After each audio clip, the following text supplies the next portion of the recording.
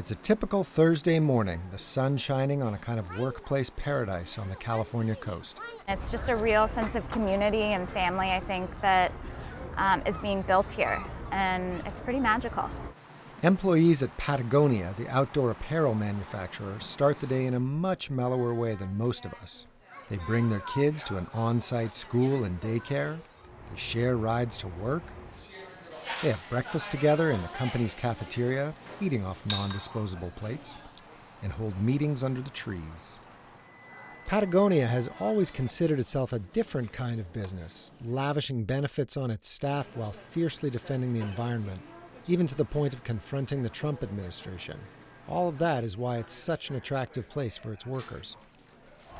Lilac, come here. Employees like Tessa Byers, a communications manager, are not only allowed, they are encouraged to take time for themselves and their families. That includes keeping bikes and surfboards handy to head out for a ride any time during work. We have a daily surf report that's written up on the board, and especially when the surf's good, people head out and enjoy the waves. Flip-flops are perfectly acceptable office wear around the campus. Social media producer Jared Muscat even has meetings at the beach. Having meetings out in the ocean, you guys would all go out surfing together and just while you're waiting for a wave, like talk strategy? Probably talk the strategy of life, not really work, just enjoy how good the waves were, and then we'd come back and get it all done.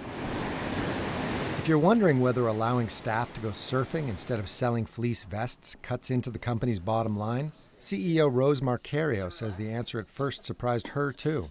I think it affects the bottom line in a positive way. I think we have a much more engaged workforce. MARCARIO has been with the company since 2008.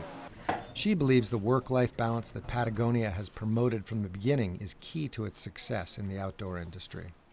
Balancing profit and philanthropy and policies that were friendly to and caring toward families and employees, balancing all that and doing it in an authentic way.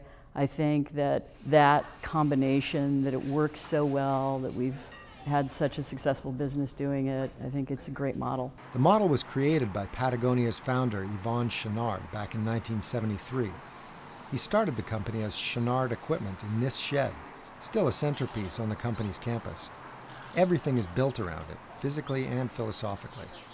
They were running a small business and they were working with their friends, and they believed that business and work and play and family and friendship was all part of the same soup. And so, yeah, the policies kind of came out of that.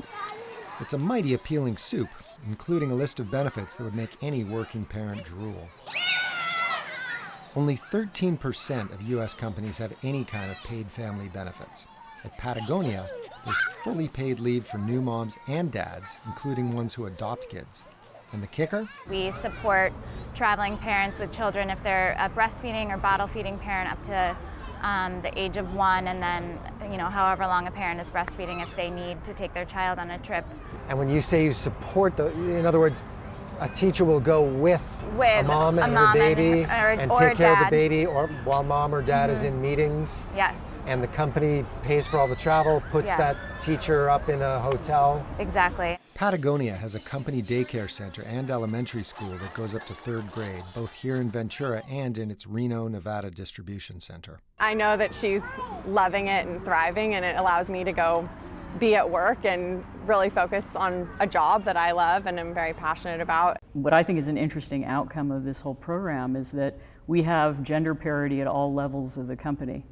So at the boardroom, at the vice president level, and all through the company. And I think part of the reason that we have that gender parity is that we've provided on-site childcare for 34 years.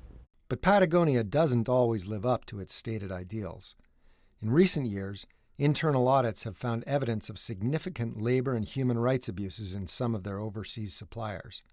MARCARIO doesn't deny it. Anyone who has a complex supply chain knows that it's a continuous process of monitoring and audits, and things can change, and and it will create situations where you have to go in and rectify problems, and that's part of running a supply chain, and there's a lot of complexity to it. So I don't think the journey's ever over on supply chain management.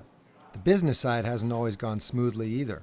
Patagonia has come to the brink of bankruptcy twice, most recently in the early 1990s when it laid off nearly 20% of its workforce. Coming out of that near-death experience, founder Yvon Chouinard refocused the company, doubling down on their commitment to the outdoors. Patagonia launched an environmental audit of their operations and stepped up their activism. So we give 1% of our sales to grassroots environmental activism. And that really comes directly from our founder's commitment to protecting wilderness, because these were the places that he played in. He climbed and fished and did all manner of outdoor sport in. The conservation fight has now ramped up significantly. Patagonia and others in the outdoor industry are suing the Trump administration for rescinding millions of acres of protected lands. Bears Ears and Grand Staircase Escalante monuments are suddenly losing ground after an unprecedented review. You know, to review 27 national monuments that have already been designated by 3 presidents, we'd never seen anything like it. So we got pretty vocal about it, as did our industry. You know, 350 CEOs in our industry came together and put out a public letter about our objection to it. Since it was designated by President Obama in December 2016, Bears Ears has been the center of a tug-of-war pitting developers and their allies in the Utah state legislature against conservationists and native tribes who revere it as sacred land.